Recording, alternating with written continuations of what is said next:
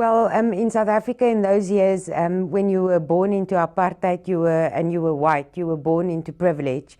I had access to education, medical care, and we lived apartheid. We lived segregation, quite happily so. We didn't know better. We didn't know what was happening on the outside world. And we thought really nothing of it, to live apartheid in South Africa growing up those years. Well, when I met him the first day, he extended his hand to me. He spoke to me in my home language, in Afrikaans, which was considered the language of the oppressor. He smiled at me. He held my hand for the entire conversation we had. And I immediately felt guilty. I felt responsible for sending this man to prison, even though I was too young to vote at that time. It really felt like my people were responsible for taking away this man's life. Yet, regardless of that, he was open to me. He smiled. He was very sincere in his approach.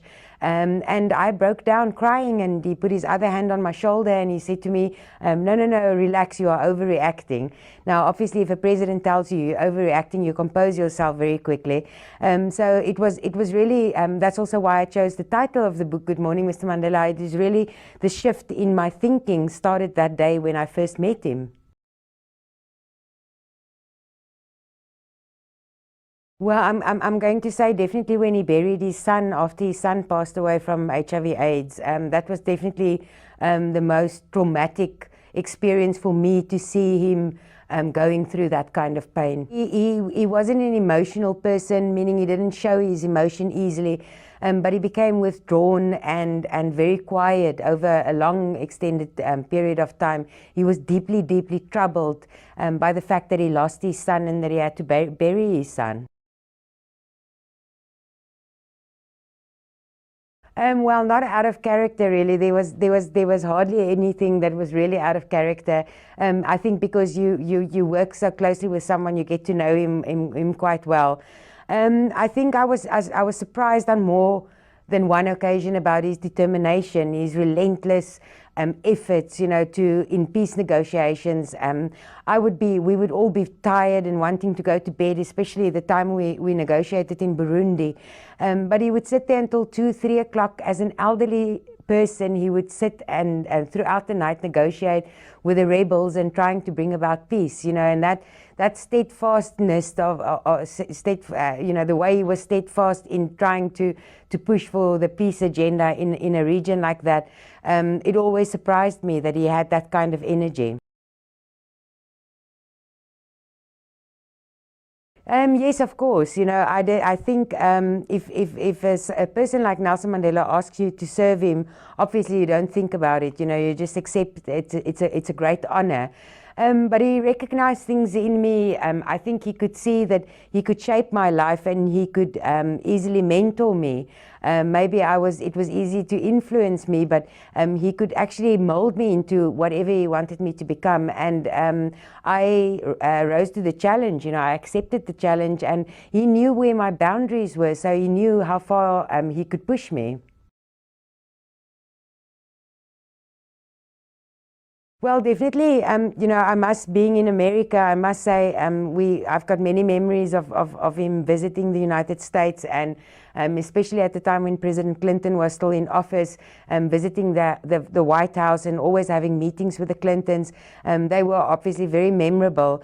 And then also, thinking of something that may not be popular in the United States, but his visits to Saudi Arabia, and one specific occasion when we visited the King of Saudi Arabia.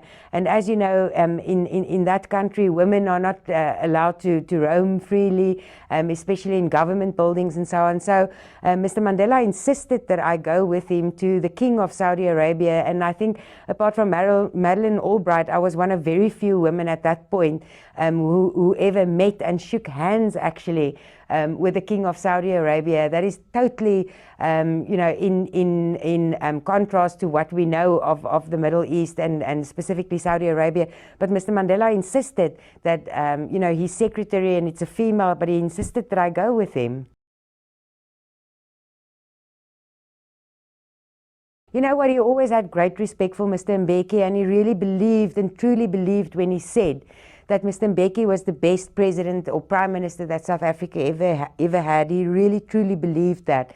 You know, there was a lot of politics, as you know, and we struggled with the issue around HIV/AIDS and Mr. Mandela's fight with the government. Really, it was a fight at that stage, but his conflict with the government in trying to get them, convincing them to give free access to antiretroviral medicines in South Africa. Obviously, with the help of the international community and people like President Clinton, we managed at the end.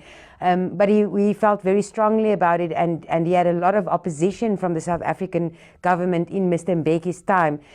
So that, you know, that was a difficult thing, a difficult hurdle to overcome in that time period. But despite their differences, Mr. Mandela never disrespected President Mbeki, and he always supported him both in public and in private. Well, you know what, I think over the last couple of years he was protected in a way because of the aging process. Mrs. Mashal, his wife, and other people tried to withhold the newspapers and the bad news from him. I think to some extent, you know, he was always an optimist. He would be happy about certain progress made or progress made in certain fields in South Africa, but he would be disappointed about the level of corruption in South Africa at the moment.